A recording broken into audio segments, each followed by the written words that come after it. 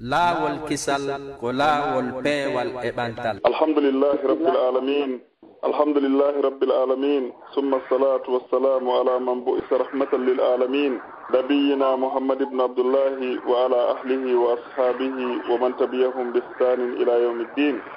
wa sallama tasliman kaseera. amma ba'd. assalamu alaykum wa rahmatullahi wa barakatuh. musidɓe julɓe tedduɓe wonɓe heɗitade men ko laawol radio laawol kisal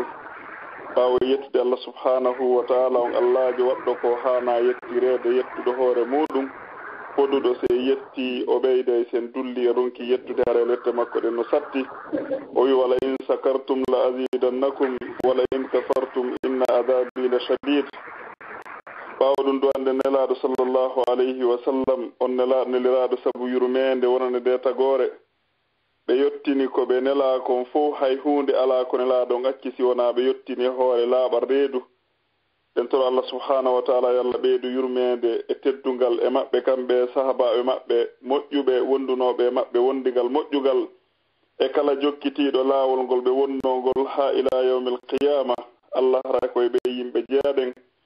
ɓawɗum men salmini on salminago islam, salminago yimɓe aljanna ko aljannaji, salminago ngo tawata nelaɗo makuno sallllahu alayhi wa sallam si sahaba ɓe waɗingo hakkundeji maɓɓe ɓe yiɗidiray ko gon kadi woni ko salminte ko aljannaji. haray men salminiyol ngol salminago teddungal wondugol e teddungal kadi e giggol. haray no andirɗon noon no wowiri noon e ɗi sayiji ɗo si ɗi hewti haray en fotta e karamakoɓe meɗen tedduɓe ko radio meɗen laawol kisal ɓe ɓeyditanaen ko diina meɗen ko anduɗen e ko en anda. wono allah subhanahu wa taala o yewtiren noon ko deftere makko yo dhakkir fa inna dhikra tanfa'ul mu'minin. andintin belajo ko andintinta kon nafay gonɗi ɓeɓen. haray musidɓe julɓe tedduɓe hande kadi hiɗe wonde ceernoɓe meɗen tedduɓe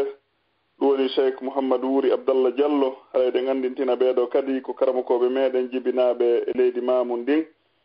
haray ko wiyeteɗon nden ɓuriya haray ɓe seeni alhamdulillah rabbil alamin allah moƴƴi e maɓɓe ɓe seeni leydi wiyeten ndin kindiya ɓe waɗi ɗon primaire maɓɓe on e lycée e collége ha allah arsikiɓe heɓugol natugol université. ɓe ƴetta université wonɗon zére koré ɓe seeni ɗon ɓe duɗɗoy ɗon ha ɓe timmini université maɓɓe on ɗum ɗo ko e banggal faransa on.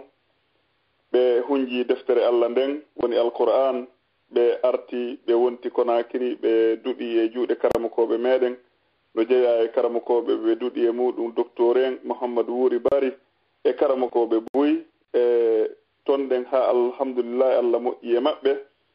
e 2014 ɓe ƴetta senagol e janggoygol saudi ɗum woni madinatu munawwara. e haray kono ɓaari on saayi ɗon ɗen nawnare no waɗi ko meɗen e tongi senagol maɓɓe ngol ha hella e 2016. allah moƴƴi e maɓɓe ɓe seeni haray ɓe ko université madina ɗum woni ko jamia madinatu munawwara. haray hiɓe bangal e hadis hiɓe waɗande en ɗon ɗen e ngal ɗon bangal fewndo ɗo. haray hiɓe hitande ɗimmere maɓɓe on fewndo ɗo.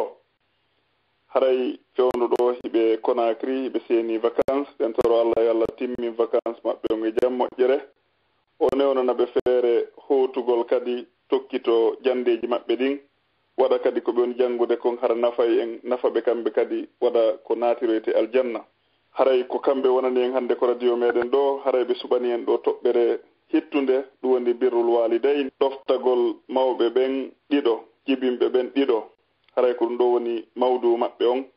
assalamu aleykum wa rahmatullahi wa barakatuhu. wa aleykum assalam wa rahmatullahi wa barakatuh. alhamdulillahi rabbil alamin. إن الحمد لله نحمده ونستعينه ونستغفره ونعوذ بالله من شرور أنفسنا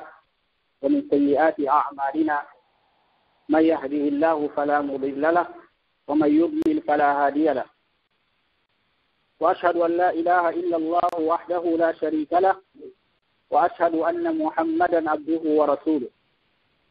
صلى الله عليه وعلى آله وأصحابه وأتباعه بإحسان إلى يوم الدين. وبعد. إخواني وأخواتي المستمعين والمستمعات أحييكم جميعا بتحية الإسلام، تحية من عند الله مباركة طيبة، قائلا لكم السلام عليكم ورحمة الله وبركاته. وأحيي جميع القائمين على هذه العزاء المباركة والمنظمين لها، وأقول لهم جزاهم الله خيرا وبارك الله في جهودكم، وأسأله سبحانه أن يجعل هذه الجهود الجبارة في ميزان حسناتكم يوم لا ينفع مال ولا بنون. أري بارو يتدي الله سبحانه وتعالى أو الله جتقود أين ومؤمن تقو ميدنكم وتدين وودين جدال بآدم وسبين كدي وودين إليه مفت سبادة جدا كمكو مفت جدا مكو سبادة مكو يسير محمد صلى الله عليه وسلم o waɗi en o suɓi en kadi e ɗen mofte o waɗi en tawoɓe koye jinganayɓe ko nelaɗo e sahabaɓe ɓen wonno kon e muɗum ara eɗen toro mo kanko allahu subhanahu wa ta'ala on yo o juuɗe o nelaɗo kanko e ɓeygure makko nden e sahabaɓe makko ɓen e kala ɓen jokkituɓe ɓe ha ñande ummutal. aray mi hiwrike dendangal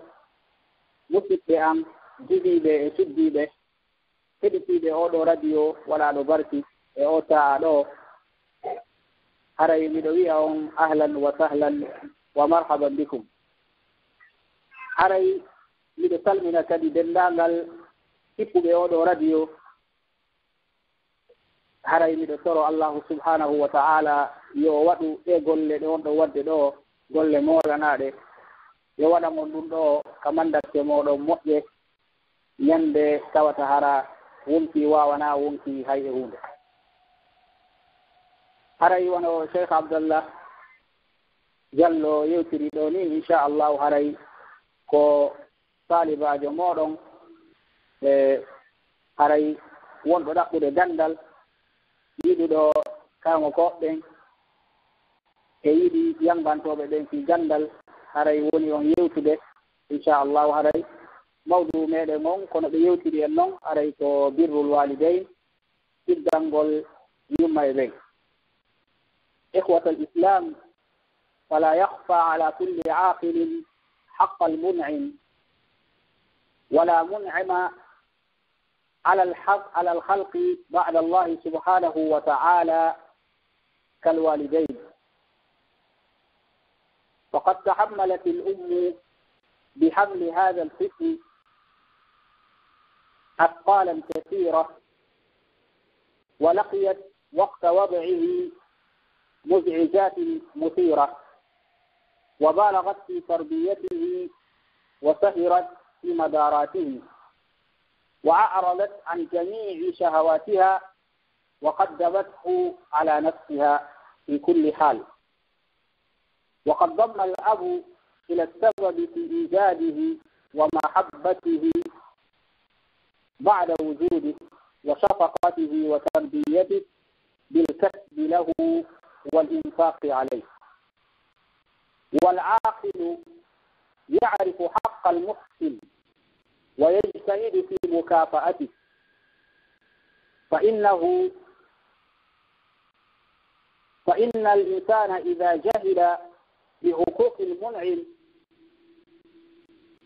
فإن هذا يعد من أخف صفاته، لا سيما إذا أضاف إلى جحد الحق هذا المنعم بالمقابلة بسوء المنقلب. وليعلم البار بالوالدين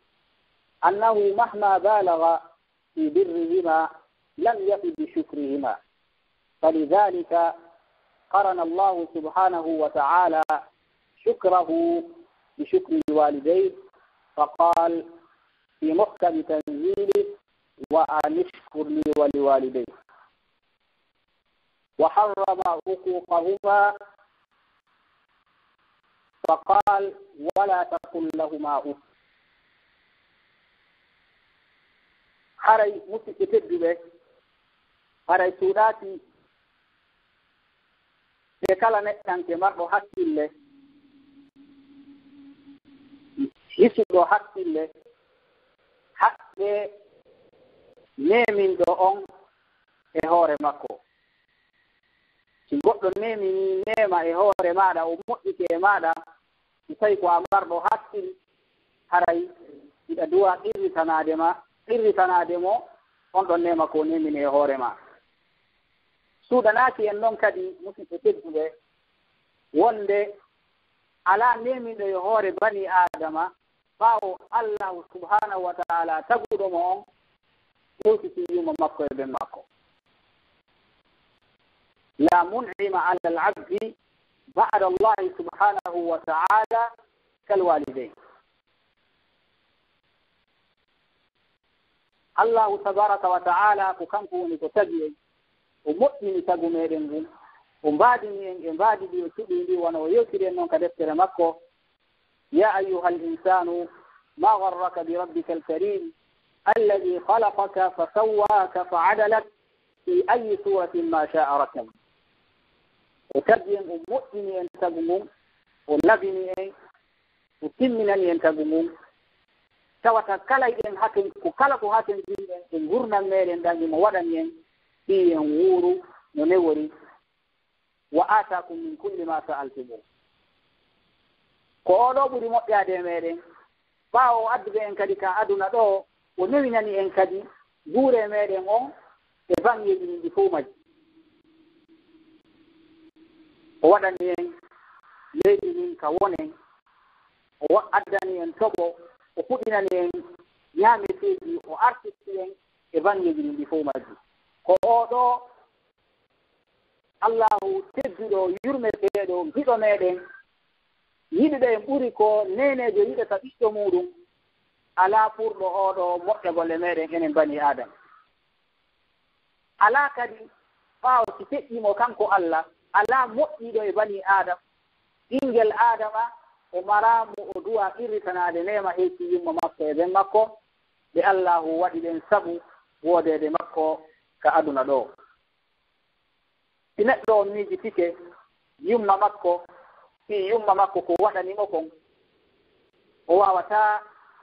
hattinde miijo o miijoto haa o lutta wendiɗo kono o wawata andude ko ha honto yumma makko ko waɗanimo kon. nde wonno yumma makko ɓe ronditike sattendeji buyse e fe o geɗaljo maɓɓe tanga ɓe jibinaynomo ɓe hawrodiri e sattendeji e muusendeji fewndo ka o woni boobo muyninteeɗo ɓe sonjodi e makko ɓe ɗanotano ko jemma ɓe immo ɓe ɗanota ko fiijo kanko yo ɓutti ko ɓe ngoni wo ko ɓe tanti wo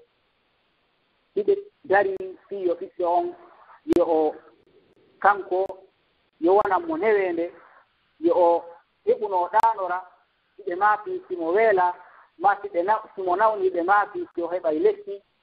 ɓe darotako ɓe jooɗotako ɓe ɗanotako hiɓe maafi tun hiɓe weeni tun hiɓe wendi tun fi o boobo maɓɓe. haray ɗum ɗo nenejo fof o feƴƴindinay ɗum ɗo e ɓiɗɗo makko on ɗi boobo on ka ladugol ka bambugol mo duuɓi ɗiɗi timmuɗi o ko danketeɗo sanga wursanga nenejo on o somata o haɓata. babirawo on kadi ado o boobo jibinede babajo on hari no yiɗuno yiwde o boobo ile ñande o boobo o woni ka teede yumma makko babajo on no yiɗimo no waɗa maranimo giggol ino faalamo no humpamo so o jibinama babajo on no dari yimɓe fiikiɗe hiɓe ɗaɓɓude dépense ɓe adda e kanko o boobo e yumma makko ko ɓe ñaama fi o boobo mawnu o wona neɗɗo duncowo haaju. haray ɓeeɗo waɗanɓe ma ɗum ɗo an o bani adam ɓeeɗo no mari hakke mawnuɗo e hoore maɗa mo duwaɗaɓe yoɓitude. haray noon no jeeya e ko laawol kisal ko e laawol ayi peewal e ɓantal ɓurɗi bonande bani adam yo taw hara o ɓirritotaako nema neminɗo on e hoore makko goɗɗo waɗanamo moƴƴere tawa o ɓirritotaako nden moƴƴere neɗɗante si waɗi noon haray kanko imo mari sifa e sifaaji ɓurɗi e kaanuɗe neɗɗo on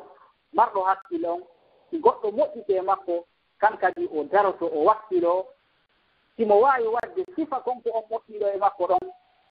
o waɗanimo kon mo waawi yoɓitirde sifa muɗum o yoɓita so o waata yoɓitirde sifa muɗum o wakkilo o waɗa ɓuri muɗum ma o eto haa ka o waawi ɗon nene noon e baaba goɗɗo waawata yoɓitude ɓeeɗo wiroma e bemma ko ɓe waɗanma kon ko ɓe moƴƴima kon yangi ko ɓe feƴƴini kon e fii maaɗa a waawata ɓe yoɓitude haray ko ya wakkilo yeru saaqa maaɗa on haray e yewtere meɗen nden inchallahu en yewtay e toɓɓeeji seeɗa wono on ɗum woni iggangol yumma e ɓen kala ko ɓen ɓe wii albirru wal ihsanu ila alwalidayni bilqawli walfi'li taqarruban ila allahi subhanahu wa ta'ala iggangol yumma e ɓen koya moƴƴa e yumma ma e ɓen ma koya moƴƴa e maɓɓe to anaɓe ka konngol e ka kuugal ka golle maɗa ne anoɗaɓe ka yewtugol ɓe kadi yewtaɓe ko moƴƴi si ɓe yamirima ko moƴƴi waɗa kala ko ɓe yiɗa hiɓe faala ko moƴƴi waɗanaɓe ne anoɗaɓe no nde yewtaɓe haraɗa ne aniɓe ko ɗum ɗo woni ɗiggalngol yumma e ɓe anniyoɗa ɗum ɗo ko fii yo allahu subhanahu wa ta'ala on weltanoma ɓay ko allah subhanahu wa ta'ala woni ko yamirma liddu muɗum on liddu birru on ko al uquq liddul birr huwa al uquq neɗɗo noon taw o ɗiggana yumma makko e ɓen makko honɗum o wiyete o ƴagganɗo yumma mum e ɓen muɗum al aqu li walidey honɗum karamo koɓe wiyata al uquq huwa إغضابهما بترك الإحسان إليهما وقيل ما يتعزى به الوالدين من ولدهما من قول أو فعل ونحوهما وكلا كل لرة يوم ما إبما كلا كل سنين كلا كل سكين تندم كل الحقوق كلا كل وقت كل عند ذلك ولا يحاسب بما إبما سيتنا سيتنا ما سوا عندنا سوا ديندو tamtina yumma ma e ɓen maɗa ɗum ɗon ko ɗum wiyete jaggangol yumma e ɓen ɗum ɗon noon haray ino mari kambaji molanaɗi wono woniri noon e toftagol yumma e ɓen ino mari moƴƴere e mbarjari ka Allah haray ko ɗum ɗo woni ta'riful birr wal uquq en feƴƴi ɗon en yewtay place birrul walidayni on ka islam manzilatu birril walidayn fil islam ko ha honto islam on yittinti iggangol yumma e ɓen en andi wonde mawɓe meɗen ɓen ino waɗani en ko tiiɗi ino waɗani en ko mawni ala hay gooto ka hoore leydi ɗo mo haanuɗe moƴƴagol e muɗum yoɓita ko waɗani en ko hewti yumma meɗen e ɓen meɗen ko honto islamu on waɗi ɗe golle ɗo ɗiggangol yumma e ɓen ko ha honto islamu on no hittiniti muɗum ko ɗum yewtenge ɗe e toɓɓe arayɗe ɗo inchallah birru lwalidain huwa min ahami lmuhimmat wa acdami lqurubat wa ajalli ltaat wa aujabi lwajibat wa uququhuma min akbari lkabair wa aqbahi ljaraim وأبشع المهلكات ويدل على ذلك ما يلي أولا قرن الله حق الوالدين والإحسان إليهما بعبادته سبحانه كما قرن شكرهما بشكره لأنه الخالق وحده وقد جعل الوالدين السبب الظاهر في وجود الولد، وهذا يدل على شدة تأكد حقهما والإحسان إليهما، فقال تعالى: واعبدوا الله ولا تشركوا به شيئا، وقال: أن اشكر لي ولوالديك. haray doftagol yumma e ɓen igganaɓe ɗum no himmi no jeeya e ko ɓuri himmude e piiji himmuɗi ɗi. ino jeeya e ko ɓuri mawnude ko neɗɗo ɓattorta e Allah, ne'anagol yumma makko e ɓen makko, ɗoftagol yumma makko e ɓen makko, igganaɓe. ino jeeya e ko ɓuri mawnude e ko goɗɗo ɗoftorta Allah, ko ɓuri teddude e ko goɗɗo ɗoftorta Allah, yan ne'anagol yumma makko e ɓen makko, ɗoftoɓe kurkanoɓe. ɗum kadi no jeeya e ko ɓuri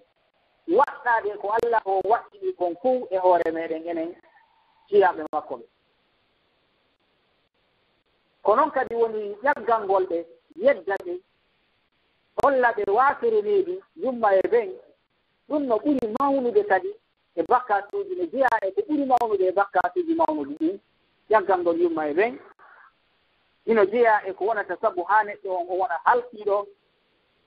o wona mo Allah tikkani, o wona laatowo yiite yo Allah on gande. no ɗi konnguɗi arayɗi ɗo no holla wonde ko ko yewtuɗen nde wonde ɗiggalngol yumma e ɓen koko hitti, koko yiɗaaka Allah, no jeeya e muɗum Allah subhanahu wa ta'ala o takkindiri dewal makko ngal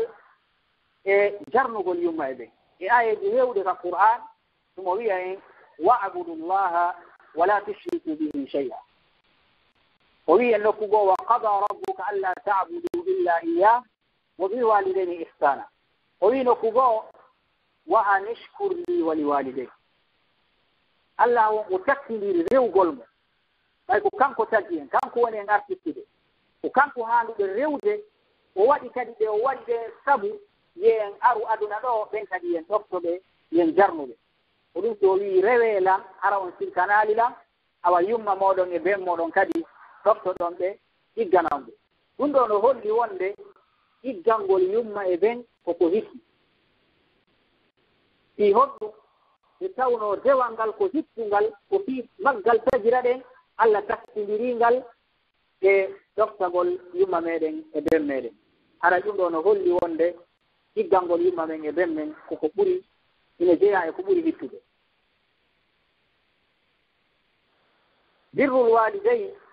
afdalu min aljihad wa a'la maratibi aljihad fi sabilillahi ta'ala, liqawlihi sallallahu alayhi wa sallam: للرجل الذي استأذنه في الجهاد فقال له النبي صلى الله عليه وسلم: أحي والداك؟ قال الرجل: نعم. قال: ففيهما فجاهد. متفق عليه. iggalngol yumma e ɓen ino hittika Allah ɓuri waɗugol jihadi fi sabilillah, ƴettugol kaafa, ƴetta jawdi muɗum ndin yalta yaha fotti e heeferɓe ɓen, e wonugol takko biro muɗum e ben muɗum, to ana biro muɗum e ben muɗum, waɗana ɓe ko weltinta ɓe ko. ɗum ɗon no hittika Allah ɓuri ko ƴettita kon kaafa kan yaha fottoya e heeferɓe ɓen to firida e maɓɓe fiyo diina Allah kam ɓanto. andi ten noon moƴƴere ko woni kon e waɗugol jihad, moƴƴere ko woni kon e waɗugol jihad. mo waɗi jihad o maayi toon ko aljanna mubasharatan. kala maayiɗo no waddi jihad on ɗon ko aljanna woni geɓal makko, sikke o ala. Allah ko ɓen ɗon ɓuri yiɗude e naatoɓe aljanna ɓen fof, Allah ko ɓuri yiɗude ko waayoɓe ɓen, hara no waɗi ko ara ko yalɓe shahid. hakketode o wi ɓen ɗo nayi ɓe loote, no woti waɗira noon ko noon o sirirte. ƴiiƴan ko o barminira kon, ƴiƴa yaltayɗan ɗon ɗon,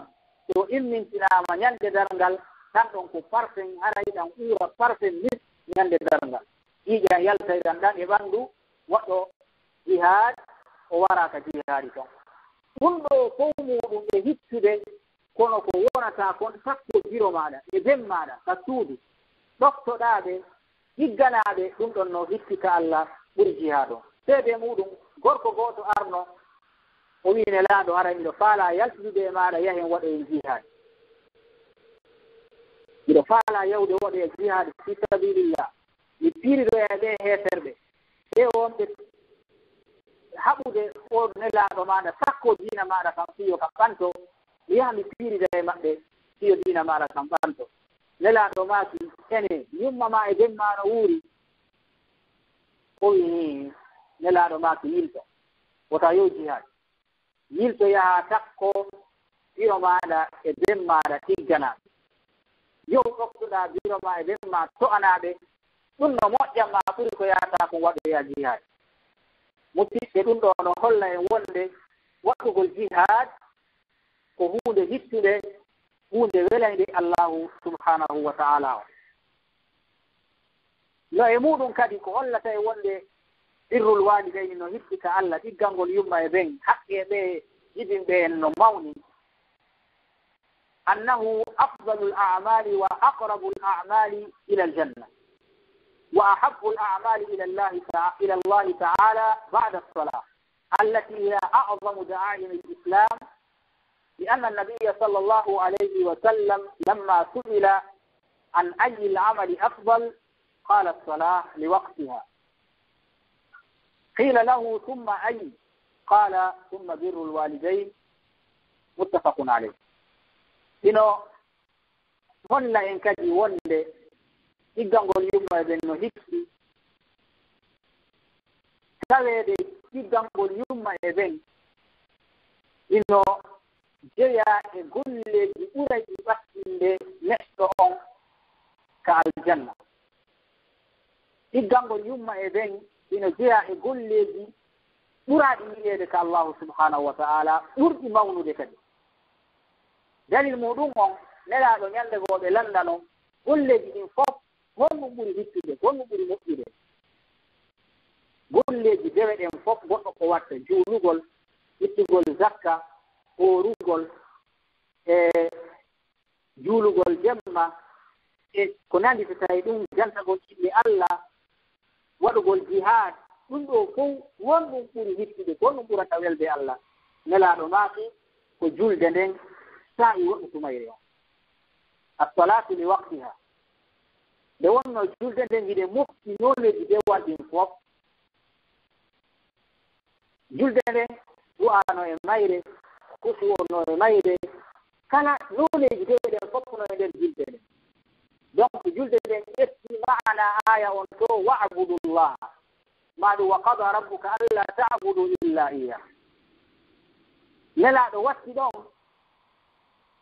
landiɗo ɓe on wi si feƴƴinen julde nden e waɗu tumayre on kon ɗum kadi jeeya e ko hitti kadi ka Allah ko ɓuri moƴƴude kadi ko ɓurata welde Allah nelaɗo maaki birrul walidayn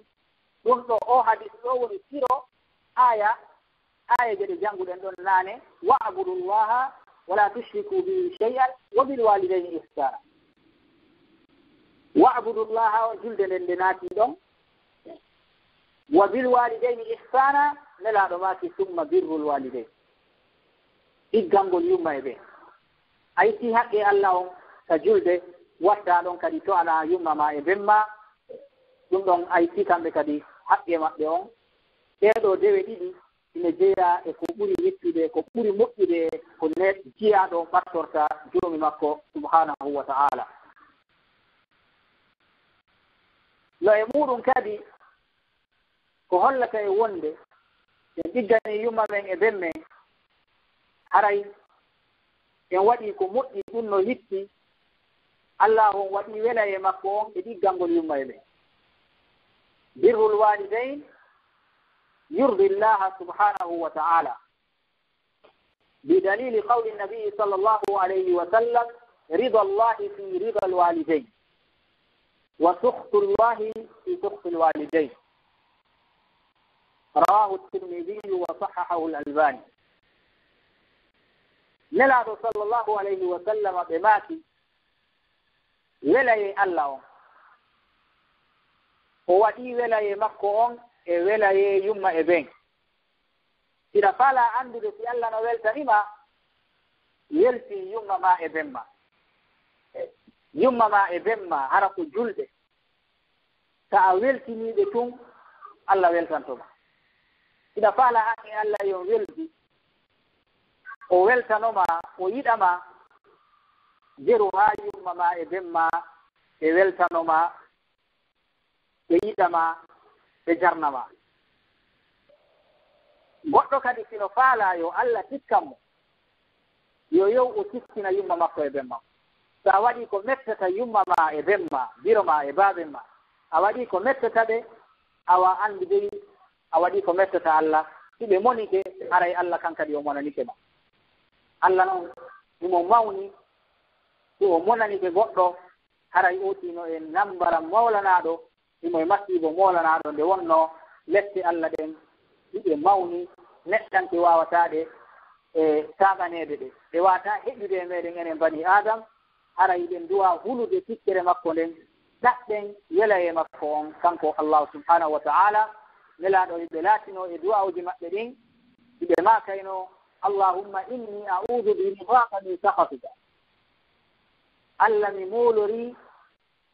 wela e maɗa on e tikkere maɗa nden sabu ko yaatiɗa kon yarliye ko yaatiɗa kon yurmede mi tororima ɗum ɗon dandan tikkere maɗa nde nde wonno tikkere Allah nden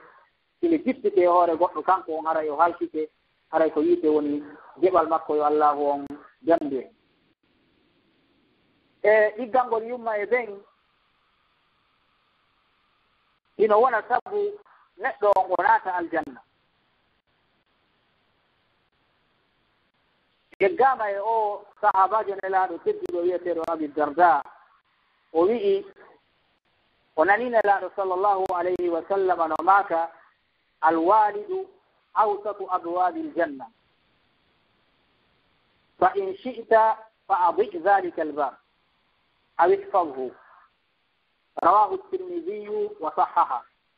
wa ruwiya anhu sallallahu alayhi wa sallam annahu qala aljannatu tahta aqdami al-ummahat higgangol yumma e ɓen to anaɓe dankoɓe yurminaɓe yiɗaɓe ina wona sabu neɗɗo on o naata aljanna oɗo sahabajo nelaɗo wiyeteɗo Abu Darda o wi o nani nelaɗo no maaka wonde baabirawo on aljanna dambugal aljanna tumbowal ngal ko e juuɗe makko woni mo ɗoftike Allah mo ɗoftike ɓen muɗum to andi ɓen muɗum o naatay o naatirata aljanna ka dambugal tumbowal laawol kisal ko laawol e hadise goo silla e nelaɗo sallllahu alayhi wa sallam ɓe maaki o aljanna imo sengo ley koyɗe yumma moɗon aljanna on mo be moɗon onon ɓiɓɓe adama ɓe si on faala aljanna on aray dankoɗo yumma moɗon to ano yumma moɗon andi toon kamɓe kadi ko ɓe waɗanno on kon fewndo wonno ɗon boobo fewndo hari hunde on wawana hoore moɗon andi toon ko ɓe waɗani on kon onon kadi dankoɗon ɓe tegginon ɓe ande dey aljanna on ko ɗon woni so on to anali ɓe on heɓata aljanna ko ɗum woni ko hadise on woni ko woni tindinde ino tindina en kadi ittugol roftagol yumma e ɓen tawde nelaɗo on sallllahu alayhi wa sallama ɓe du'anike no ɓe du'ike e hoore kala neɗɗo mo ɗiggana yumma e ɓen ɓe du'ike e hoore kala neɗɗo mo ɗiggana yumma e ɓen ko ɗum duwagol e hoore goɗɗo ko huɗugol mum nelaɗo huɗi kala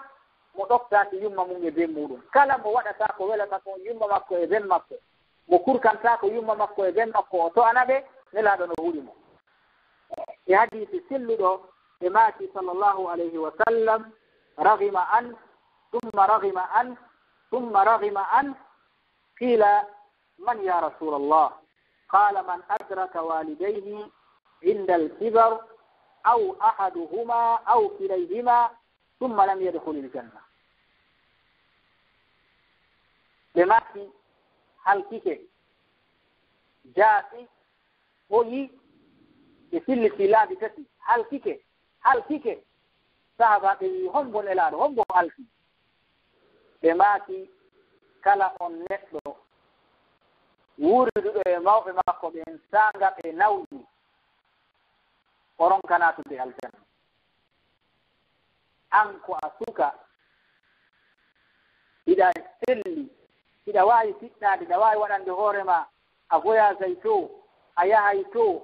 to a waɗay kala ko falɗa yumma ma e bemma no nawyi ɓe sella ɓe wawata woni wo koye ɓe waɗane sa a to'ananiɓe ɗum ɗo wona sabu naata aljanna nelaɗo maati on ɗon haray o halkike nelaɗo meɗen on kadi sallllahu alayhi wa sallam iɓe tindina iɓe andintina en hakke yumma meɗen e ben meɗen ko mawni kon e hoore meɗen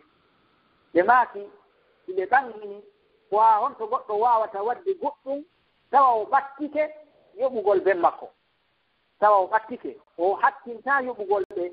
kono hara o ɓattike hara no woodi bete ko o wowla ɓe maaki so tawi neɗɗo o jibinama o mawni o tawa ben makko ko jiyaɓe o maccuɓe goɗɗo o goɗɗo jeyɓe goɗɗo ɓe woni kurkanade o yaha o yango o ɗaɓɓa jawdi o ara o soodita ben makko o sotta ɓe o itta ɓe ko ɓe woni kon kurkadu o watta ɓe rimo wonan ɓe hoore maɓɓe kala waɗɗo ɗum ɗon haray kanko on o ɓattike yoɓugol baaɓe makko ko ɓe waɗanimo ɗum ɗo ko nelaɗo waɗande woni on waɗande ɗum ɗo ko hollugol ha honto haqqe ɓe mawɓe meɗen ino mawni e hoore meɗen ko noon kadi woniri ɗiggangol yumma e ɓen e moƴƴagol e maɓɓe ino jeeya e muɗum hara ooti hoynataɓe o ƴaggantaɓe o wonata sabu kadi haa ɓe yenne a yennataɓe a hoynataɓe a wonata kadi sabu ɓe hoyne a wonata sabu ɓe yenne nelaɗo no maaki sallllahu alayhi wa sallam min alkaba'iri شتم الرجل والديه قالوا يا رسول الله هل يشتم الرجل والديه قال نعم يسب أبا الرجل فيسب أباه ويسب أمه فيسب أمه متفق عليه للا رنباتي صلى الله عليه وسلم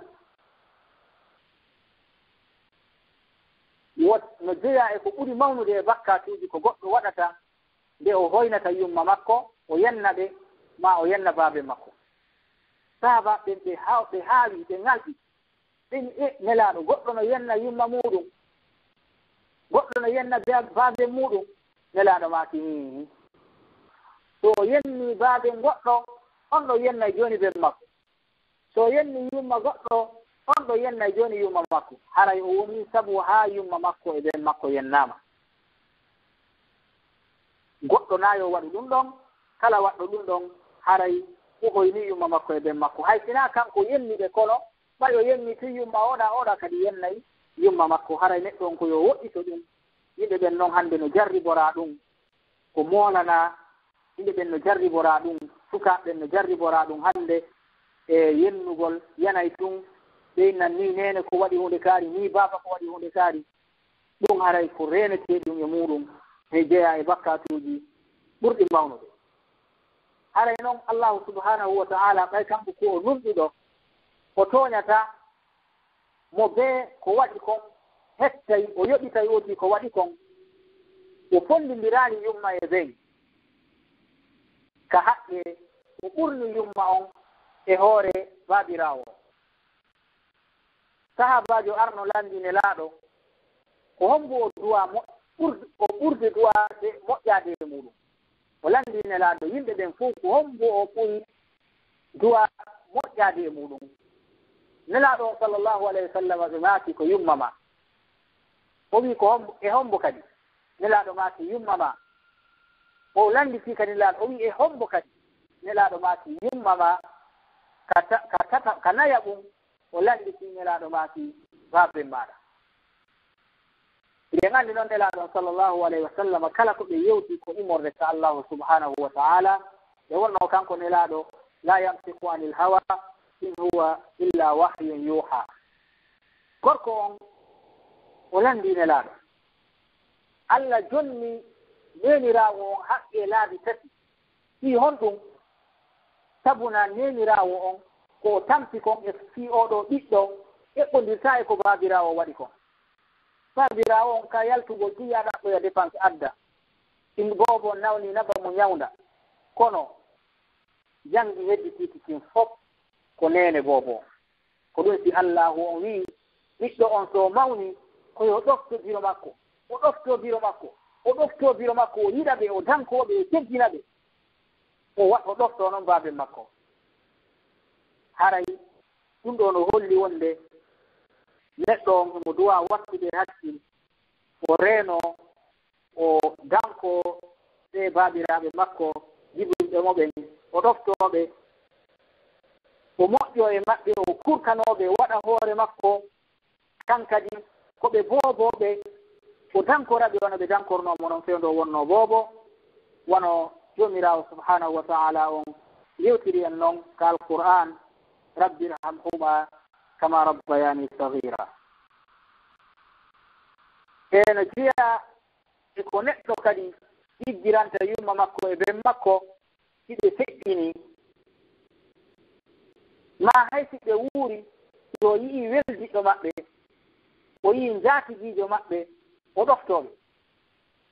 Nelaaɗo no maaki sallllahu alayhi wa sallam inna abarra albirri silatul waladi ahla wuddi abi. Ina jeya e ko ɓuri ɗiggugol e ɗiggere nden fuu goɗɗo ko waɗanta kon to anta kon baabe makko ma biro makko ina jeya e ko ɓuri moƴƴude so yii weldiɓɓe ben makko jaatigiijo ben makko o teddina ɓe o dankoɓe wona o dankorta noon ben makko. Yande goo Abdullah ibnu Umar radiyallahu anhuma o sahabajo nelaaɗo tedduɗo geɗal Seydina Umar yande goo imo e voyage o fotti e mawɗo nayeejo o hayni mawɗo on tun o jitti ka ngelooba makko imo waɗuno burmusu tekkuɗo labaaɗo o ɓorti burmusu o o yehi o ɓorni mawɗo o. Wondiɓe makko ɓen ɗimooɓe makko ɓen fof ɓe lanndi mo kon ɗum o waɗani ɗum o yiwo o mawɗo momi jonni o dolokke ɗo o mawɗo hari ko weldiɗɗo ben an Umar ibnu Khattab. Mi nanno noon nelaaɗo no maaka ina jeya e ko ɓuri moƴƴude ko goɗɗo waɗanta ben muɗum ma biro muɗum so yii weldiɗɗo maɓɓe o ɗoftooɓe o dankooɓe o teddina ɓe. Haray ɗum woni ɓe wuuri wo woni ɓe faatike wo haray ɗum ko dambugal ngal allahu on udditani en hollugol e wonde awa ɗoftagol ɓe no hitti si tawi woni ɗoftagol weldiɓɓe maɓɓe ɓen jaatigiiɓe maɓɓe ɓen no yamiraaka diina ɓiɓɓisiɓɓe kamɓe jiɓinɓe ɓen. Haray julɗo on koyo wattu hakkil o reeno e hakke yumma makko e ben makko. Haray ɗoftagol yumma e ben ino hitti hakke ko hitti kon allahu subhanahu wa ta'ala on no yamiri bani adama on hayti mawɓe makko ɓen to heeferɓe koyo ɗofto yumma makko e ben makko fodde ɓe yamiraali mo yeddugol Allah. E aye wonɗo on ka suratul Luqman ووصينا الإنسان بوالديه حملته أمه وهنا على وهن وفصاله في عامين أن اشكر لي ولوالديك هكا آية والله دون أو آية نماري سبو كو جيتوري ويتيرو سعد بن أبي وقاص رضي الله عنه أو هارينو يدنو بيرو مودون إنو دوكتينو بيرو مكو مؤتي مو يدنو بهانو لولي مدينة فونو لولي كو يدي كون بيرو مكو كو تو أنت كون بيرو مكو ado silmude ay woni nelaɗo feri ɓe senite kanko Saad o naati ka diina o yiɗi ka diina l'islam ɗo o yiɗi nelaɗo o yiɗi alqur'ana on ɗum naati jogi ke ɓernde makko nden yimma makko kamɓe ɓe silmano hiɓe anndi noon ko yiɗi ɓe kon hiɓe anndi ko ɗofti ɓe kon ɓe wiɗi ɓe noddi mo ɓeyni ko ayo Saad kon ɗum konɗum heɓuma konɗum e diina naatuɗa ɗo awa hinoma ɗo so a yaltali e ka diina kesa kertoɗa iwa ɓaawo Muhammadu o mi ñaamata mi yarata haa mi maaya sahabajo on maafi moƴƴa to no yiɗi biro makko haa feƴƴiti imo yiɗi ɓe imo teddini ɓe imo danki ɓe moƴƴa jooni noon o heɓi diina o anndi Allah o anndi nelaaɗo o aadi o yeddataale Allah taguɗo mo e nelaaɗo Allah on foy mi yawa wonani ko biro makko wi kon o yehi ñallal ngal fof biro makko no darii ka naange ɓe ñaamaali ɓe yaraali nden ñannde feƴƴiri noon huunde o waɗaani janngo nden ñannde kadi ɓe warri noon kadi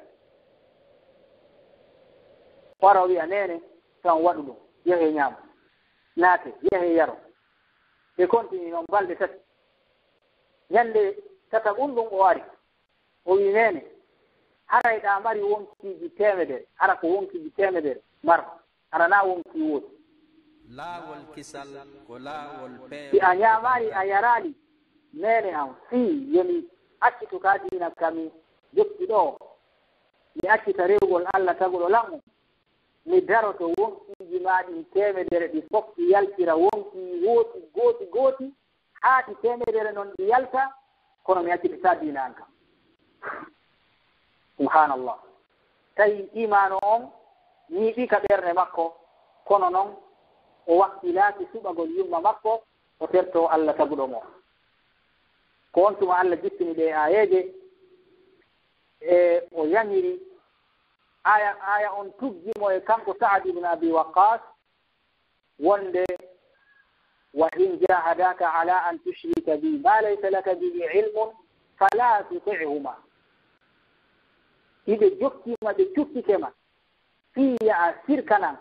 ko tawata hara amara gandal e muɗum wota ɗoftoɓe ɗi fala tuti'huma kono noon Allah wi wa sahibuhuma fi dunya ma'rufa kono noon wondi e maɓɓe ka aduna ɗo no moƴƴiri ɗum haɗata adda ko ɓe ñaama haɗata adda ko ɓe ɓorno haɗata addanaɓe ndiyam haɗata to anaɓe waɗanaɓe ko ɓe faala kon fof kono noon si ɓe yamirima yeddugol Allah ɗum ɗo wota ɗofto ɓe ayi hay fiiɓe ɗo ko heete ɓe yumma makko ko keefeɗo kono Allah wi'aali he terto mum ta tefu fi yumma ma ɓay tun mo yamirdema keesirafu ya yeddiniraɗo on terto mo Allah na ɗum wi Allah ko wi wa sahibuhuma fi dunya ma'rufa ɗum no holli wonde e nene hakke nene e baaba ino mawni e hoore bani adama o e allahu subhanahu wa ta'ala on hakke ko yiɗi kon yo neɗɗanke on to a yumma makko e ben makko ɗimo waɗani neɗɗo yangantoɗo yumma mum e ben mum to ana yumma mum e ben mum yiɗa ɓe yurmina ɓe dankoɓe ɗimo waɗanimo ɓural molanangal hoɗɗum woni ngal ɓural ɗimo waɗimo ko o jabanteɗo du'a kala neɗɗo faalaɗo yo du'a makko jaabo yo ɗofto yumma makko e ben makko o towana kala ko o tori Allah Allah waɗanayi nelaɗo sallllahu alayhi wa sallam no jantani en ki hadise selluɗo wonde yimɓe tato ɓe yaltuno iɓe hoore laawol ɓe ari ɓe seppi haa ɓe ronki ɓe ari e fammere fowtagol ɓe naati ka fammere ɓe naati tun hayre yowti dow ari uddi fammere nde iɓe ka nder fammere hayre moolanande tawi ɓe wawata ittude nden hayre ɗon si nde iwalle ɓe maaya ka nder fammere ton ala nokku ka yaltide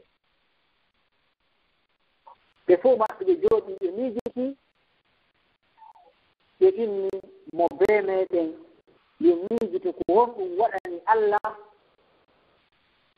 ko anndi ɗum ɗo no wela Allah fota tororen Allah ɗum ɗon yo Allah ittan e nde hayre mo bee maɓɓe miijiti tawi no waɗi golle ɗen ɗon mimo tanƴini ɗen ɗon ko fii Allah warrunoɗe mimo tanƴini kadi ɗen ɗon giɗe wela Allah en alaa jantaade ɓe fof majje ɓe fof ko ɓe waɗi kon kono goɗɗo e maɓɓe o wi'i ñannde goo imo yiɗunoo yumma makko e ɓen makko moƴƴi mo to annon ɗum ñannde goo o yehi ɗaɓɓalngol ɓe kosan o yehi ɓiralngol ɓe o yehi o ɓirey kosan ɗan o waddi o ari o tawi ɓe ɗaaniki o ari e ino ɓiɓɓe makko ɓen ino faala kañum no weela no faala ñaamude e ino noon biro makko e ɓen makko ɗaanike hari so biro makko e ɓen makko yariɓe gayi o ƴetta noon o jonna ɓiɓɓe makko ɓen o ari o tawi ɓiɓɓe ɓen no wullude no faala ñaamugol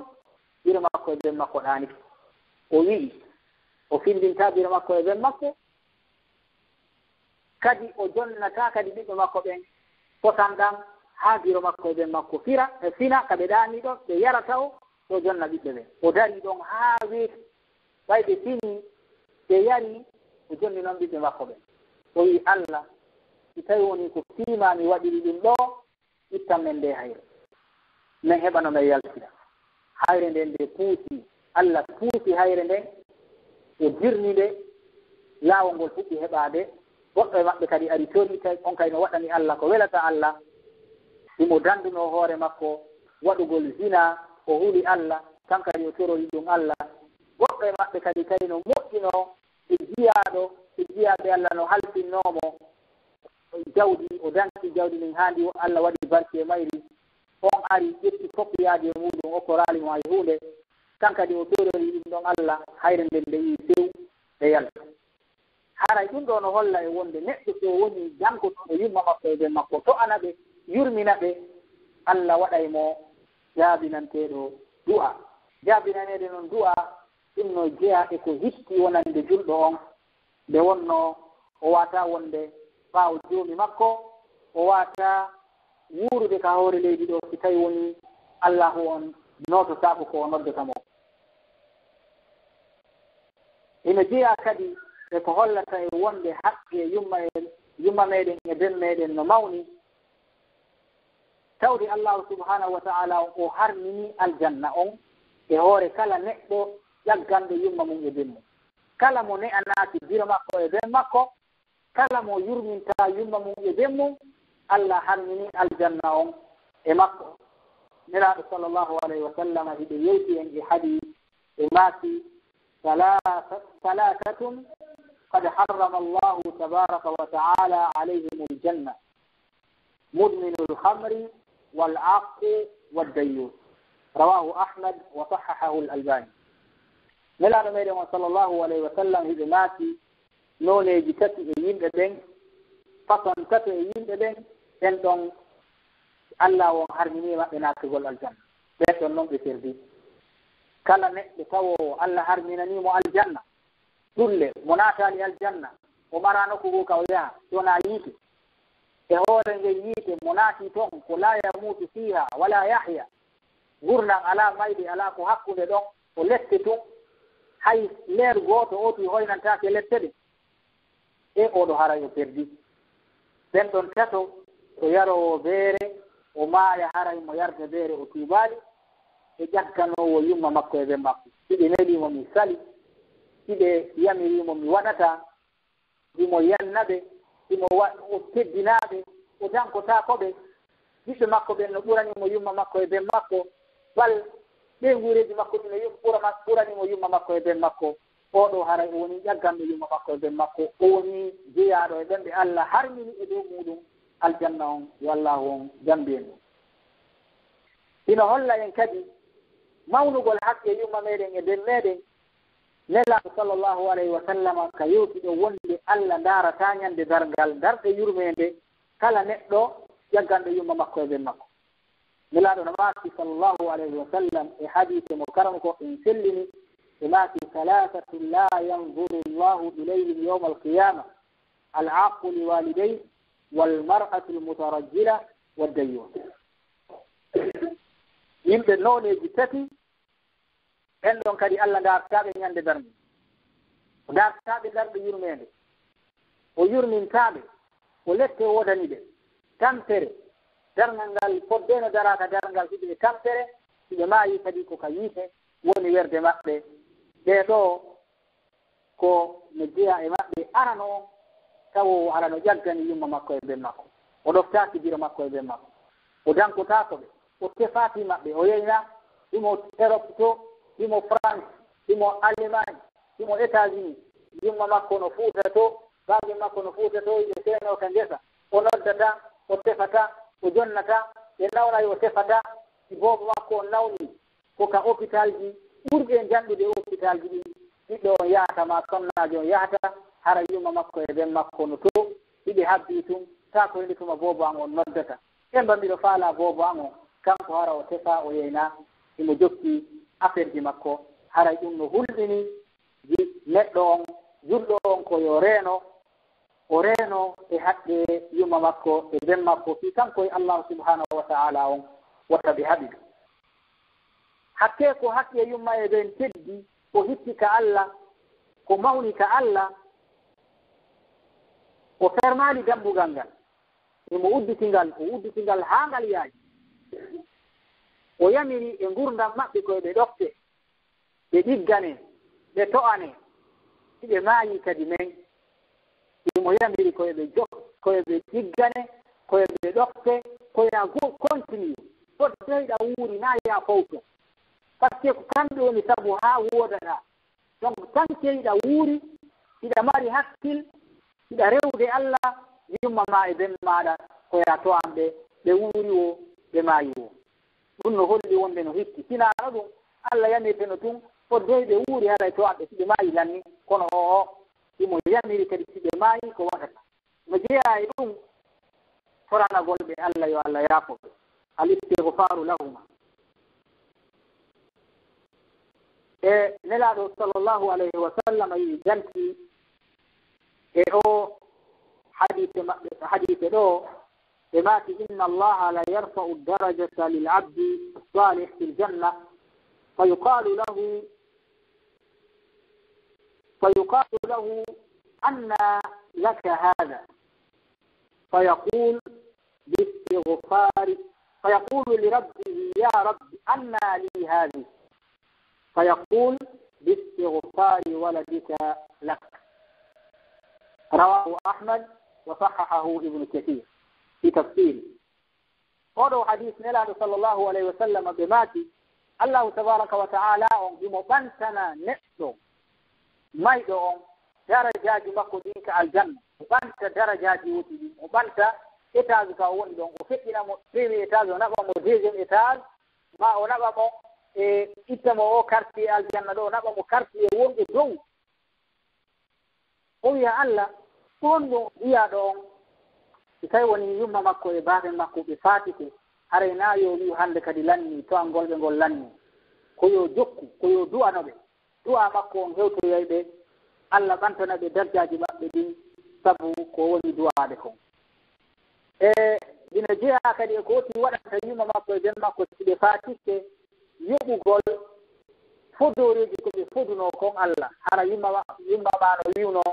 si Allah jaɓi lewru suuma e araynu ndun mi yahi mi waɗoya umra ma lewru suuma e araynu ndun si Allah jaɓi mi ittay sadaka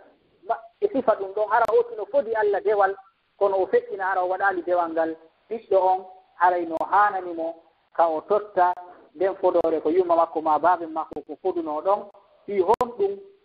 sabu no nelaɗo no maati ko haqqi Allah on ɓuri handude e yoɓitede wono noon kadi si tawi woni yumma oti ma baabe makko faatike tawa hiɓe marno suumayel ko ɓe ñawli ma hiɓe marno e dewal ngal ɓe ñawli ma kaffara ko ɓe duwano wadde hara ɓe waɗalimo hara ɗum ɗon fof jiya ɗon himo haani darade o kippana ɗum ɓe yumma makko e ben makko si yo Allah subhanahu wa ta'ala on o jaɓɓanɓe e wakti haɗino kon adoɓe mayde ina jeeya e muɗum kadi jokkagol yumma e ɓen ɓaawɓe mayde jokkagol ɓiɓɓe maɓɓe ɓen ina ɗo bappa yummama ina ɗo bappa baɓenma ina ɗo kottiraɓe ɓenma ina ɗo kottira jajiraɓe yummama kala siɗɗo biroma ma baɓenma tawi woni hari yummama feƴƴinima baɓenma haray ko ya jokko hannde kadi siɓɓe maɓɓe ɓen Allah waɗante ɗum ɗon wasi ko biroma e ɓenma wonɗa ɗoftade haray ɗa mari barjari muɗum ndin to noon kadi ittangol ɓe sadaka kadi ittangol ɓe sadaka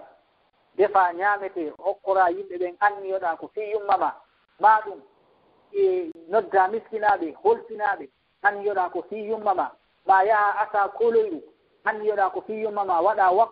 anniyoɗa ko fi yumma darna juulirde ma sooda defte uddita maktaba anniyoɗa kala arɗo jangiɗon ko yummama jeyi ma baɓe ma ɗum ɗo fuu yahi hewtoyaɓe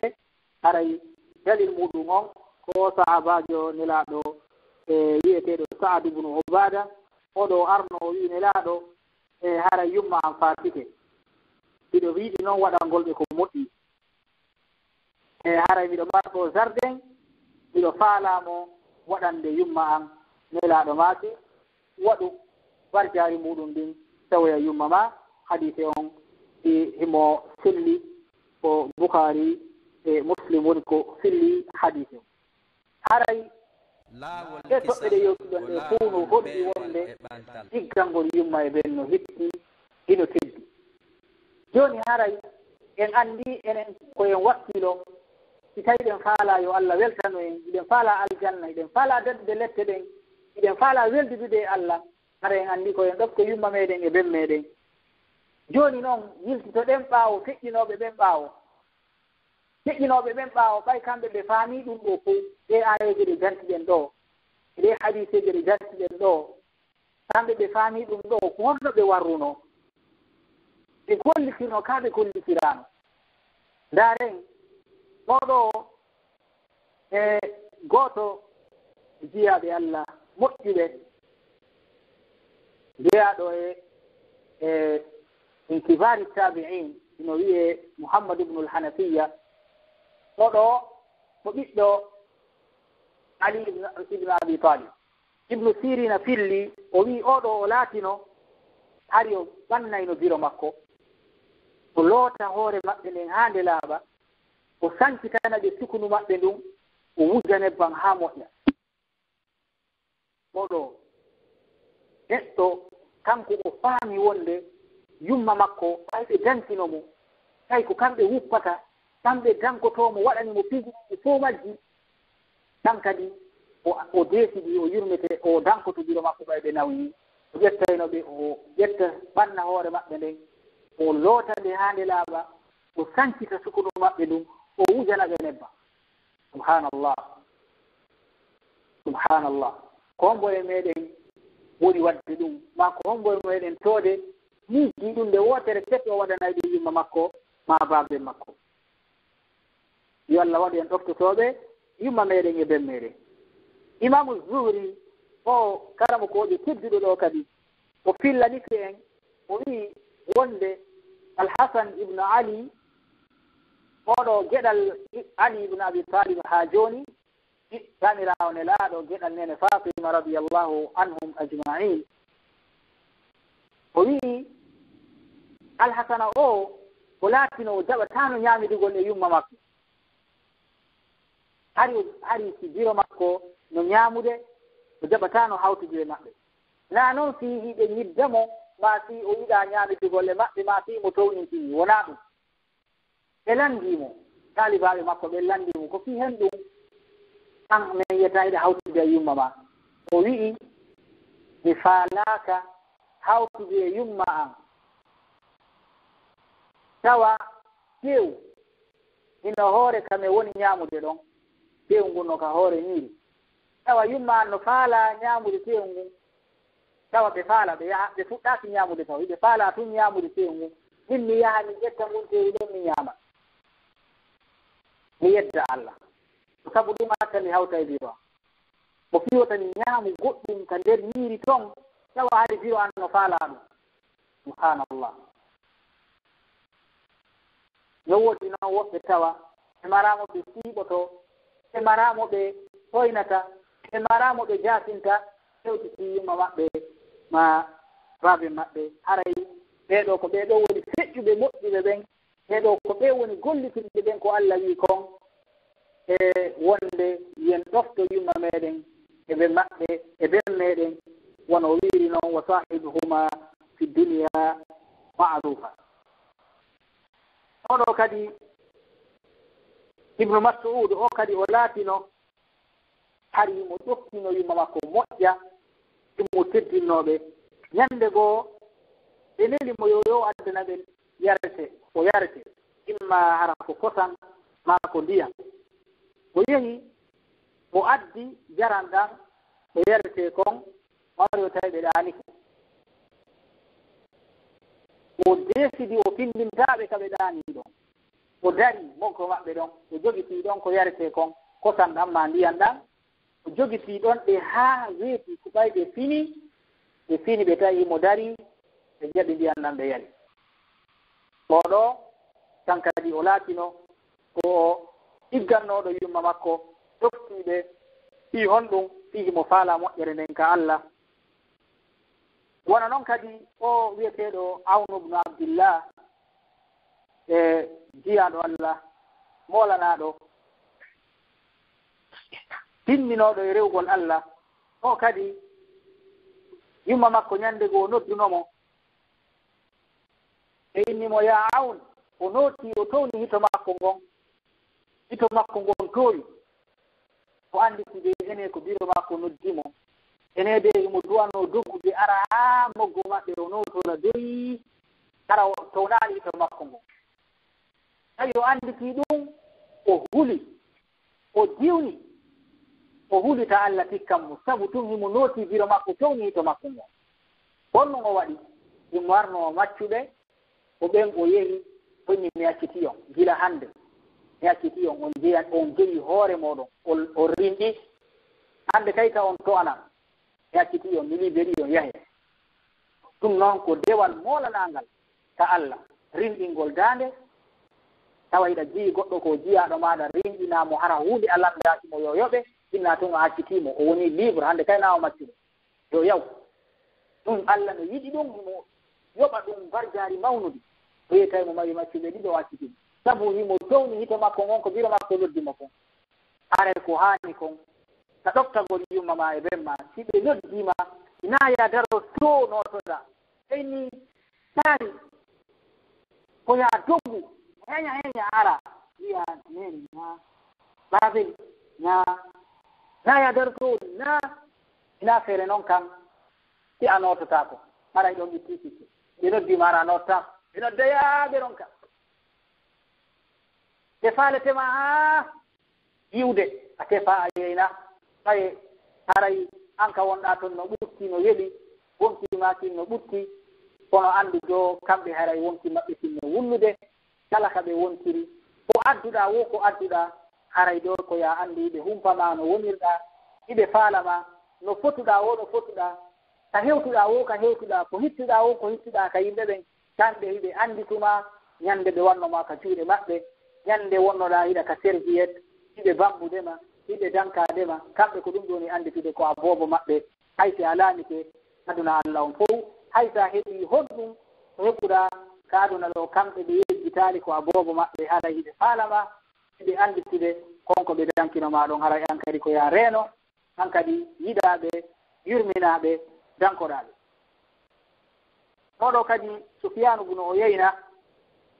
e karamo kojo molanaɗo o laatino o wi'i qadima rajulun min safar فصادف أمه قائمة تصلي فكره أن يقعد وأمه قائمة فعلمت ما أراد فطولت صلاتها ليؤجر oɗo Sufyanu bnu Uyayna o wi'i o humpitike wonde neɗɗo goo ɓeɗo noon oɗo Sufyanu bnu Uyayna ɓe ko min akabiri ruwat ko jeyaɓe karmo koɓe molanaɓe fillotoɓe hadis ɓe kala ko ɓe filli a tawa hino mari ƴiyal hino mari lasli hino selli ɓe wolotano ko ɓe wowli o jeyanoɓe ko tawoɓe hara ko min rijali sahihay karamo koɓe ɓe tawoɓe Bukhari e Muslim filloto koɓe filloto ko oɗo o wii o humtitike wonde gorko goo hari mo yowno voyage mo arti ɓay o hewtiti tawi yumma makko ina juulude o iwti ka voyage imo ronki imo tampi ɓay hari na fewno ko tawata hara avion no woodi a jippoto tawa a annda wo batte voyage e maɗa ma bateau no woodi ma laawi no woodi a ƴawa e oto anndata voyage o kamɓe hari ko waɗɗagol mbabbi ɗin ma ɗum geloɗi ɗin ma ɗum pucci ɗin no nde illa hewtitta yata to tawa waɗi leddi tawa ronki jaare no oti no yari nduggu sa yimo taw hara a fikkay ko ka nder leydi o ƴawna o hewtiti imo soñji imo tampi tawi biro makko no dari no juulude o miijiti o mi ƴe hara mi jooɗoto biro an no dari waɗata ɗum waɗi o dari moggo maɓɓe ɗon tawi ɓe faami ko o faalako wonde o faalaka jooɗagol hiɓe dari kamɓe kadi hiɓe faalanamo moƴƴere nden ɓe anditi wonde o imo yiɗi ɓe imo dantiɓe ɓe ɓeydi juutingol julde nden kamɓe kadi ɓe juutini noon fii tum honɗum ɓay ɓe yiɗani ɓiɓɓe maɓɓe o moƴƴere hiɓe faala yo yiɓɓu baraji ɓay ko tari kon ɗon ko ɗoftagol ɓe o warri faale baraji ka Allah kamɓe kadi ɓeydi a heɓa yiɗi hannde ɓe dari ɓe juutini julde nden moƴƴa ɗiɗo baraji makko ɗin ɗi ɗuuɗu haray ɗum ɗo ino holla e wonde e ɓeeɗo moƴƴinooɓe feƴƴinooɓe kamɓe hari hiɓe faamunoɗe ayeje ɗe Allah wiɗo wa nashkurli wali walidey hiɓe dancino yumma maɓɓe e ɓen maɓɓe hara enen kadi ko ni haanuɗen wawde ma geren bete enen kadi ɓattoɗen seeɗa e ko ɓeeɗo waɗi kon haysi en waɗatawa ko ɓe wawno wadde kon e haray ko ɗum ɗo woni moƴƴere meɗen nden yumma meɗen e ɓen meɗen haray ko kamɓe wonani en dambuɓe meɗen ɗen fi natugol ka aljannaji yo allahu on assite en to angol ɓe to ana yumma meɗen e ɓen meɗen gurdan e mayde haray ko ni jiyaɗon haani wa'ude koyo wonu ɗoftotoɗo yumma makko o wona ɗoftotoɗo ɓen makko o yanganoɓe e wonno joni ɗo sa mijitiɓe ɗo goɗɗo ƴettima golle goɗɗo o tawi a ala golle ala emploi o ƴettama o ɓannitama o jonnama ko golla o yoɓama wallahi oɗo a teddinaymo a yiɗaymo araɗa mawninimo so mon patron sa tawa kala ka o yaari imo yikki hiɗa teddinimo sa haynike mo hiɗa teddinimo hay yimɓe makko ɓen sa yi ɓeɗo ko sawraɓe patron anni ko bappiraɓe patron anni koni hara noon oɗo ko waɗanma wo ko o okkere tun ka golla hara ɗum kadi ko okkore ka golla dey ina o fowtinama ka golla o okkorma ka golla joni noon anditi yumma ma kamɓe ari kono ɓuttinira tun ɓe faala no ɓuttinira tun ƴemma on fof hiɓe jooɗi ka danki hiɓe yifay ka sonsoli ŋate hiɓe maafi ko onno hiɗa weela ka hiɗa haari hiɓe maafi hiɗa nawni ka hiɗa selli ren maɗa joɗotako ko hiɓe doga tun hiɓe ñawlora ɗa hiɓe luɓora ɗa hiɓe rondora ɗa hiɓe jeɗɗinira ɗa fiiti yoɓe heɓi ko ɓe adda ko sodaniɗa ko ñaama ɓeɗo kamɓe wona golle ɓon ma ɗaɓɓande kamɓe ko ɓuttu eno ɓuttinira no fowtora ɓeɗo ɓe wona ɓe jokki haray ɗum ɗo sa miijitike ɗum ɗo hara kum exemple ɗum ɗo tum a miijitike ɗum ɗo tawa haqqe maɓɓe on ino mawni e hoore maɗa haray naam jiyaɗo on koyo wonu e teddinɗo yumma makko e ɓen makko e alhaaliji makko ɗum ɗi fof mari wallahi goɗɗo tawi wonimo faala wonde waɗaɗo barki tawi en fof ko ɗum torotoɗen Allah kala jibinaɗo ko tortoɗen Allah ko Allah waɗu barki e makko mo be meɗen kadi no faala yo Allah waɗu barki e muɗum ko wallahi neɗɗo mo faala yo Allah waɗu barki e makko o to ana yimma makko e ben makko kala to anɗo yimma muɗum e ben mum Allah waɗa e barki e makko la shakka kala faalaɗo wonde tawa Allahu tabaraka wa taala so noddi Allah ko heña Allah haray jaabinanimo goɗɗo ɗo yo yawde e ɓeeɗa ko waliyaɓe ni ade yow okkoraɓe ɗon ɓe 100 million ma yo okkoyaɓe ɗon 50 million ɓe duwanolan ɗo iyo Allah walla mi heɓa kayɗi iyo Allah on e walla mi heɓa emploi o ɗi ɗo ma ɗum o fondation ɗo fiyo ɓe ƴettan golle wallahi e a to'ani biro ma e ɓen ma a weltiniɓe a tawiɓe ande maɓɓe a ittinen ande aray anndu a heɓi relation an e Allah a fewtay mo tum a nodday tum o ƴetta tongin tan a nodday tum o ƴetta en nani ɗo ɓe nattunoɓe nde fammere ɗo hayre nden ari seddiniɓe ka nder fammere toon o noddu Allah tun Allah noti heña wona hay kanko waɗi juuɗe makko en ka hayre sakko hayre nden nde puuti ko ka o wi ɗon Allah mi aruno mi tawi biro am e ɓen am e miɗo addani ɓe ko ɓe ñaama mi tawi ɓe ɗaani ɓe ɓiɓɓe am ɓen no weela no dari no faala ko ñaama kono mi haddi haa biro am e ɓen am fini ɓe ñaami tawti ɓiɓɓe am ɓe ñaami mi waɗiri ɗum fiya weltanolan Allah si tawi woni ko fiima mi warri ɗum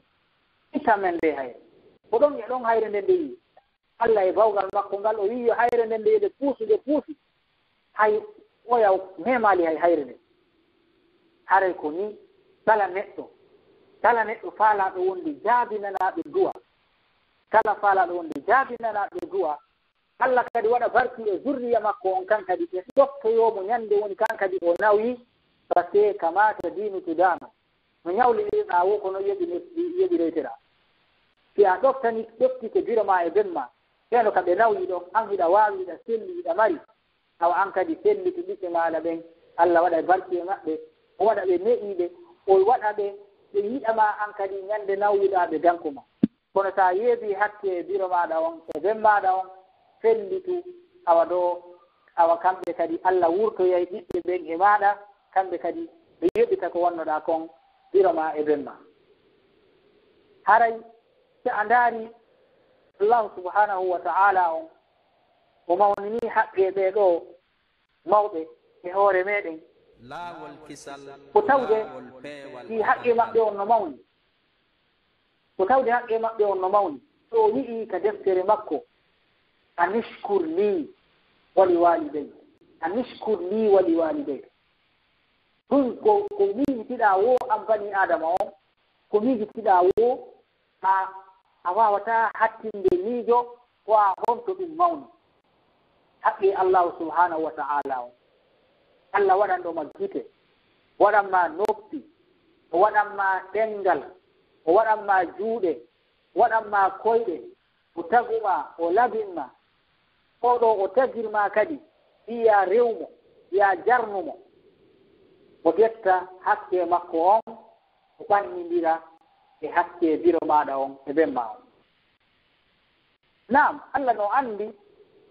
simo ɓuri en andugol ko waɗani en kon faltode o wi wa in ta'uddu ni'matallahi la tuhsuha to wi on lintay nemaji ko Allah o waɗani on kon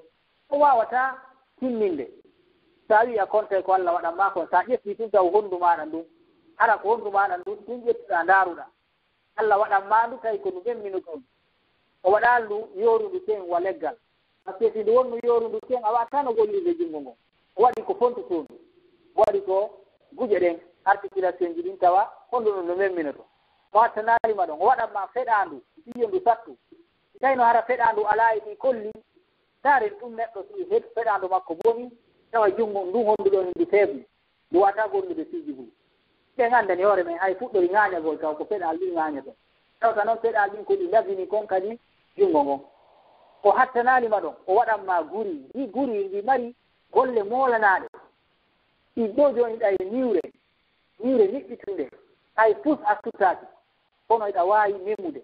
sabu go junngo ma ɗa wawi yiide ka yaata ɗo a memay goɗɗum tun annda ɗum ɗo ko ñiiri memuɗa a memay ɗum ɗa tun anda ko fenêtre wonɗa memude a memay ɗum tun anda heeti e bafan hana koye jiire fof asudani a fotta e goɗɗo tun a memay mo tun anda fotti e goɗɗo ɗum ɗo fof Allah no waɗanma kumkollu gotum ɗo tawa noon ko woni ko nder ton ɗaɗi woni ɗi nder ton ƴiƴan nan ka woni joguɗe ɗon e ko e buso ko woni kon nder ton ɗum ɗon e wolali fi muɗum ko ɗum so wi wa in ta'uddu ni'matallahi la tuhsuha ara en yahali ka hoore ko Allah waɗi kon ka hoore karamo ko ɓen ha hande ɓe janngude scientifique ɓe ɓen ha hande ɓe janngude fiide e hoore e ronku wawde andude ha joni ha honto gandal ko woni kon e nde hoore ko ɗuuɗi kon aray ɗum ɗo fof Allah no waɗani iɗen haani mo jarnude awo wi no haani ɗollan ni jarnirde ɗon gayniran jarnude ma e nder ko jarnotollan ko yimma moɗon e ben moɗon ina hen heggitiɓe dey fof komi waɗani on ɗo fof ko kamɓe woni sabu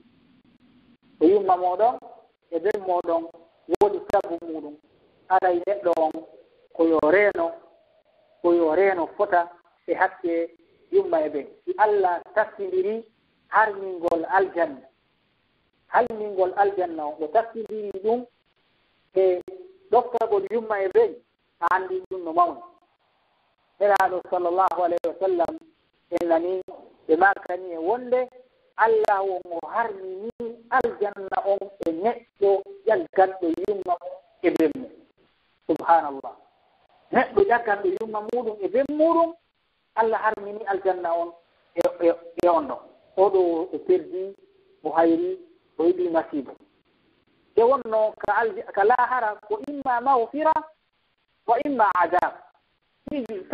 tammum ala ton wonde min mi naata aljanna mi naata yiite la si Allah wi tun a naata yiite yo anndu an on ka aljanna so wima an on a naata aljanna halas anndu ko yiite lawol go ala ko laa yiɗi pet imma aljanna aw innar haray en toro Allah yo Allah waɗu aljanna geɓal meɗen o danda en yiite e kala ko naadata en yiite haray noon si allahu on yeetike wonde aljanna on ko tahta aqdami l ummahat aljanna on ko sengoley tette yumma meɗen ɗen woni ɗum ina wati sa ari a darike takko biro maɗa a ndaaray ley koyɗe maɓɓe ɗen tuya aljanna on la koya aru to anaɓe koya aru yannganoɗaɓe wona moggo maɓɓe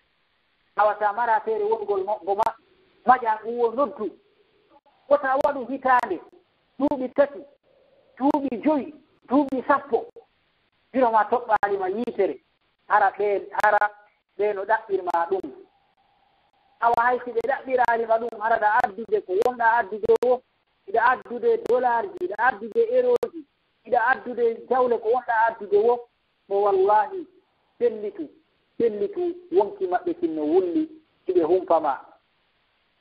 humpama musiɓɓe tedduɗo haray koya reeno koya anditu awa ɗo e kamɓe ɗo ɓe yejjitali ha joni ko abobo maɓɓe ha joni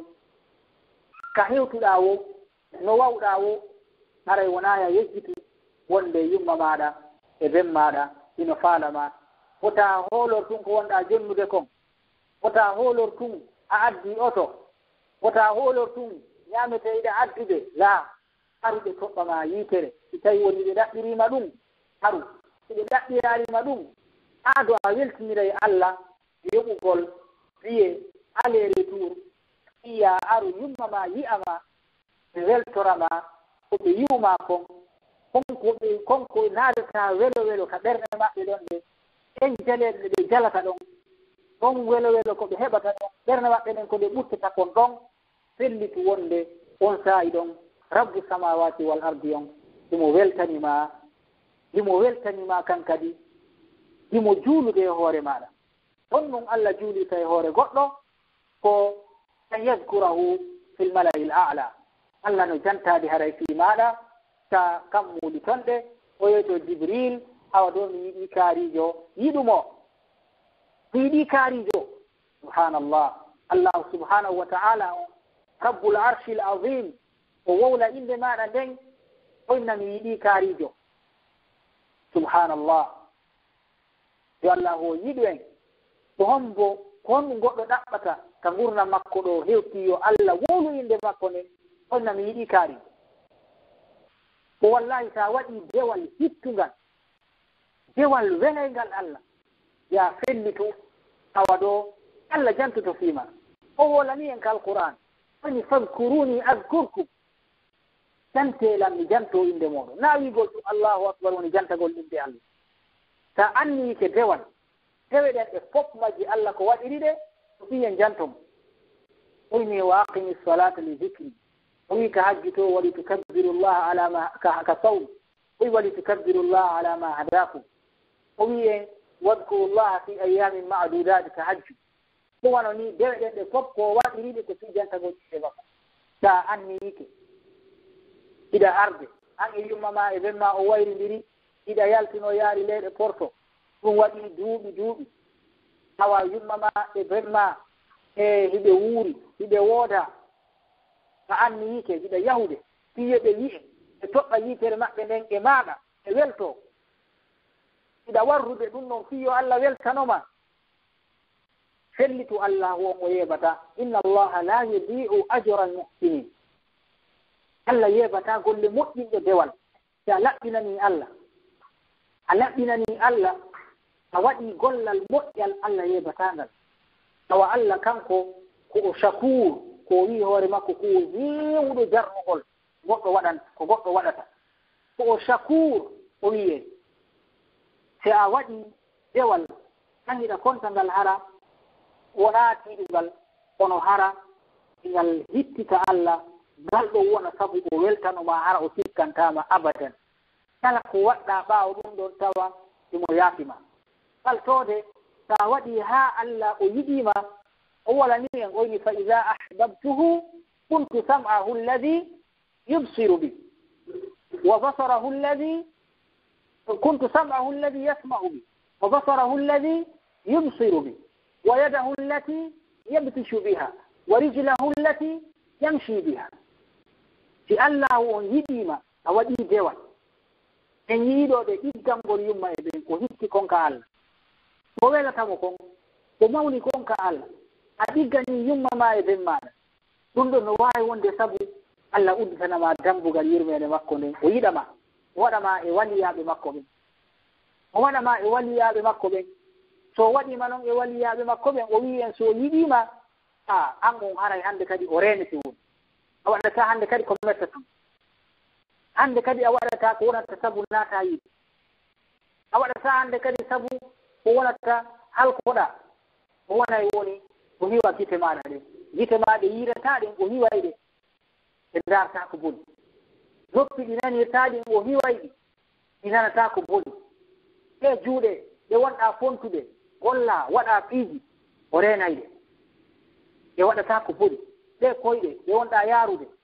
hoccoɗa cikkoɗa o renayɗe ɗe yahata ka boni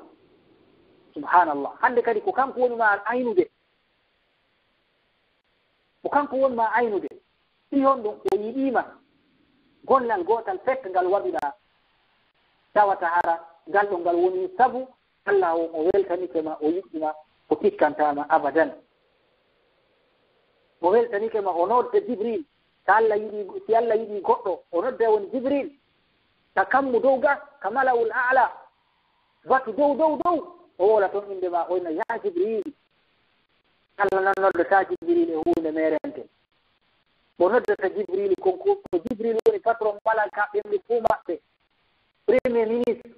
ɗonti ko wiyeten ɗo premier ministre sifa muɗum ɓiyen faamu ko ɓuri ɗum laabi wulure o eɓɓodira o nodde Jibril o wiya miɗo yiɗi jiya kuman kaari hu ɓiɗɗo kaarijo miɗo yiɗi mo subhanallah teddugal e moƴƴere Allah ɓurata ɗum ɗo rabbu samawati rabbul izza o noddama wola inde maɗa nden ara koye hoore mo welti oyna Jibril mi yiɗi kaari yiɗumo Jibril watta e ɗiɗi en ko la ya'suna allaha ma amarahum wa yaf'aluna ma yu'marun yeddata Allah kala ko ɓe yamira ko ɗon Jibril yiɗa wuti ɗon heña Allah yamira Jibril yo noddi malaika en fof yo noddi ɓe o yeetoɓe no awa Allah no yiɗi kaari jiɗemo subhanallah Allah no yiɗi kaari yiɗemo Jibril nodda malaika en fof awa Allah no yiɗi kaarijo